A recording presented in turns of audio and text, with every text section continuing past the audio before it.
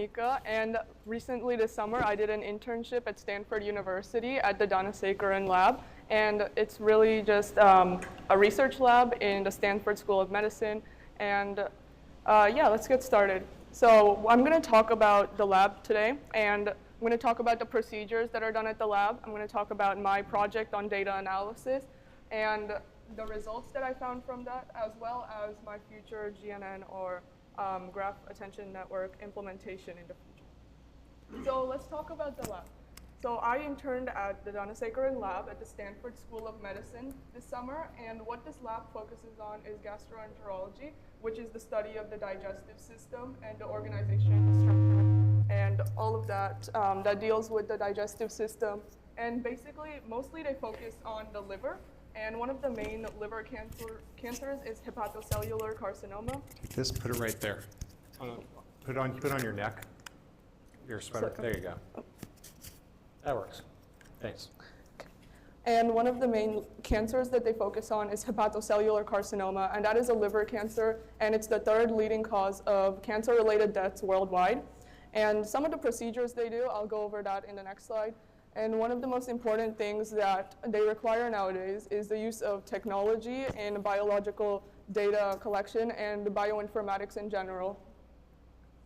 So I'll go briefly over the procedures that are done in the lab. One of the procedures that they do is immunohistochemistry. And in that procedure, they try to find out where exactly in a certain tumor region are different cells located. So as you can see with this picture right here, you can see that there are different colored areas, so there are more brown areas and some white areas, and that shows where certain cells, such as maybe immune cells or tumor cells, are located within a region, and this helps researchers figure out where they need to target the cell, or where they need to target the medicine that they're trying to deliver.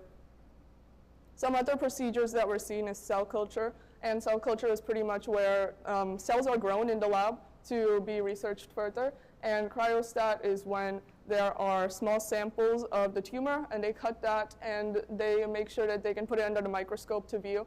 And curio is when they try to see what proteins are manufactured in each of the cells and tumor samples to further understand that.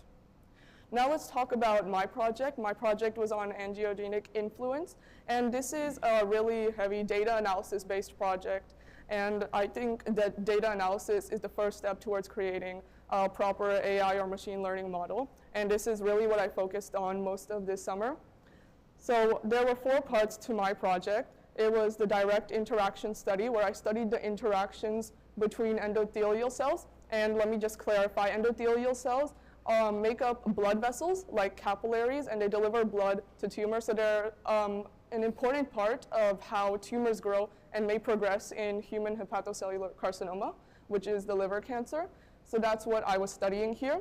And angiogenic just means the growth of these endothelial cells. So the direct interaction study was I studied the environment around those endothelial cells within 30 to 50 micrometers of all of those cells.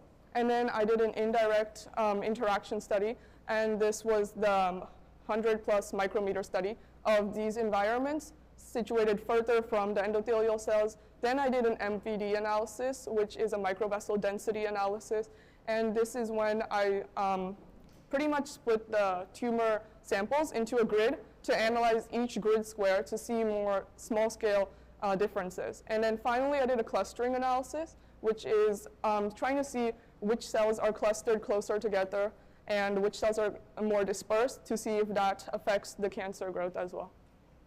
So the data I used, codex in this sense does not mean the AI agent used for coding, but it is a type of software that is able to classify these different cell data and make sure that they're in the correct spatial locations. And that's the data set that I have right here.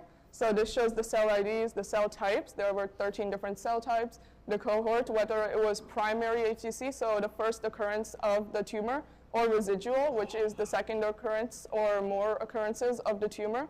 And X and Y coordinates are just the spatial data or spatial coordinates of each of these different cells. And over here we have this last column, which was kind of irrelevant to my study, but it just shows the protein expression levels. And each of these rows, there were about 1.4 million different rows in this data set, and each of those rows represented a different cell. So just to show how I was able to analyze the data, if you try to graph the cells, so from that data set, one of the regions, and there were about 124 regions, one of the regions looked like that, and as you can see, there are all the cell types to the side, and you can see all of them on this tissue map over here, and you can see each of the different cell types and how they may cluster. So this was kind of a visualization of the type of data I worked with, just to help you understand it better. And here are some of the tools I used for data analysis. So most of my programming was done in Python. I executed in PyCharm and the Jupyter Lab. And some of the libraries, Matplotlib, I believe, is a great way for creating graphs. Pandas and NumPy for Excel handling. And SciPy Stats is great for research work. So first, let's start with the direct interactions. So over here, we have two different graphs. These results are from the direct interactions of different cells in the tumor microenvironment with the endothelial cells. So as you can see, I wrote 30 up there. That just means 30 micrometers. So within a radius of 30 micrometers of the endothelial cells, these were the different types of cells that were found within that radius. And as you can see, it says primary. This was just in primaries. There was like more than half of the other data was in residual HCC.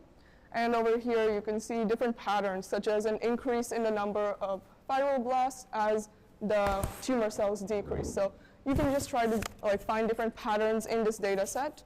And down here, the graph below this is what really matters in biological research. And this shows the significance of the differences between the cell types. So the green bars mean that there's a significant difference between the cell types in primary HCC and residual HCC. So that can show whether there's a difference between those two tumors to see how the tumor microenvironment changes over time. And as you can see, I have a summary of some of the results that I found. Just note that this is just a fraction of my data. I have a lot more data, but this is just an overview of what kind of results can be found, and I'll talk about how this can be applied later.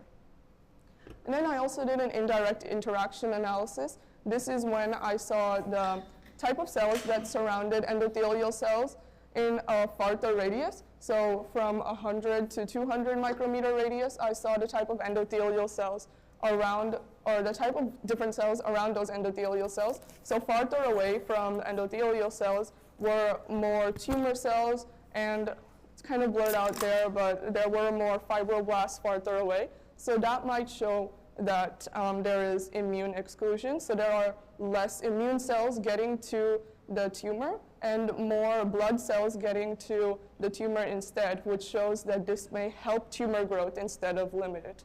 And these can show important insights into how researchers can tackle the problem of cancer growth. And then over here, I think MVD analysis was one of my most prominent results. So I'm just showing a visualization of how I did the analysis. So what I did was I split each region. So this is one of the 128 different regions. I split it into an 8x8 grid. And as you can see in each of those grids, there is a certain number of cells. So with that, I was able to take the cells in that grid. I took all the endothelial cells in that grid. I divided it by the total number of cells in each grid. And I was able to normalize the values based on cell type and apply that and average those across cohorts, such as primary and residual, to see and compare differences in the endothelial cell environments. These were some of the results of that MVD analysis. As you can see, I have a box plot over there, and then below it is a simpler representation of the box plot. And what this shows is I split up the regions, so each of the grids, I split them up between low MVD, which is low microvessel density, so less endothelial cells, and high MVD, high microvessel density, more endothelial cells. And I was able to compare differences in each of the different cell types based on the microvessel density. And as you can see, there are different results over there. So some bars are higher than the others, which means there are significant differences in the proportions of cells around these endothelial cells. And this just provided more insight into how these tumors look like per cell. And then finally, I did a clustering analysis. With this, I was able to employ Voronoi tessellations. And what these are is that it takes each data point and it finds the average distance between that data point and its nearest data points around it. And it draws a line through that average distance. And it does that for each and every one of these data points, and in this version, each and every one of these cells. So as you can see, there's so many lines on there. And what I was able to do with this is, as you can see, some areas are bigger than other areas. So this shows whether some cells are more clustered together or some cells are more dispersed. And with this, I was able to normalize and average the results across regions and cohorts, and I was able to plot that data. So as you can see, that graph shows a difference. So residual HCC may have a higher number of, a higher area around these endothelial cells, which shows greater disbursement. And then finally, more of the AI implementation. All of this data that I have gathered, it can all be used to understand and analyze the effects of the spatial clustering and spatial distribution on the tumor microenvironment. So that's where I can use GAT, which is a graph attention network. And this is a type of machine learning model, a type of GNN. And what it does essentially is so you see the circles, those are called nodes, and they take the cell information. So you could say what cell type it is, and then you could also put in like patient data, like this patient is this many years old, this patient has gone these therapies. And you can try and understand the spatial interactions, how that compares with the clinical data, and how those two can combine together to try and predict the probability, so with the softmax layer, the probability of recurrence or the probability of this cancer worsening. So I was thinking graph attention network integration would be a great way for me to proceed with this. This is just an overall framework of what I would try and make this look like. And yeah, I'm still working on this part.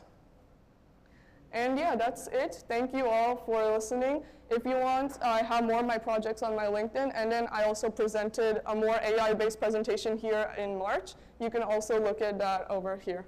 Thank you. Okay.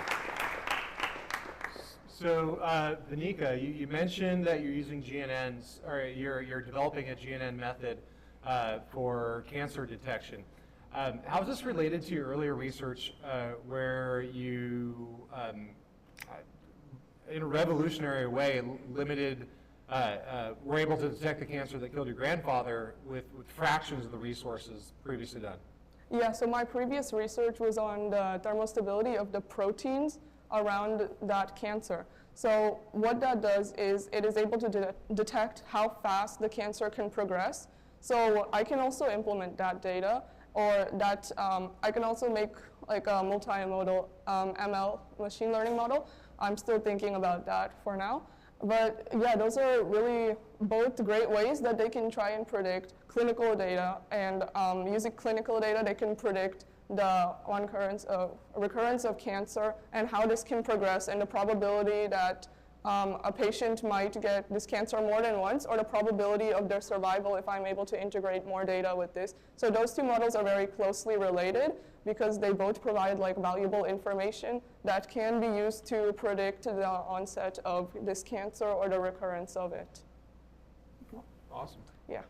What other questions do we have for Venika? Well, Venika, thank you so much for taking the time to share this. Thank you.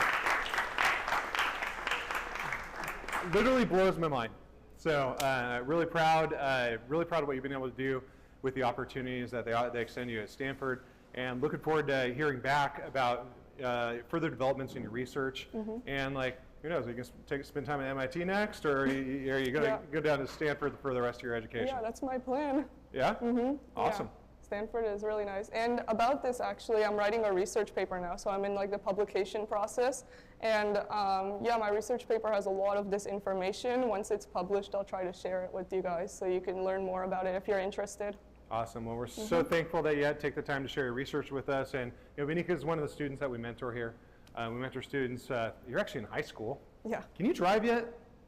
No, I'm going to learn. I'm going to learn. So you're going to learn how to drive, but you really learn how to detect cancer, and the probability that if you get cancer, it's going to come back, it's going to kill you. Not you, but all of you, right? So I think your priority is in the right place. I'm really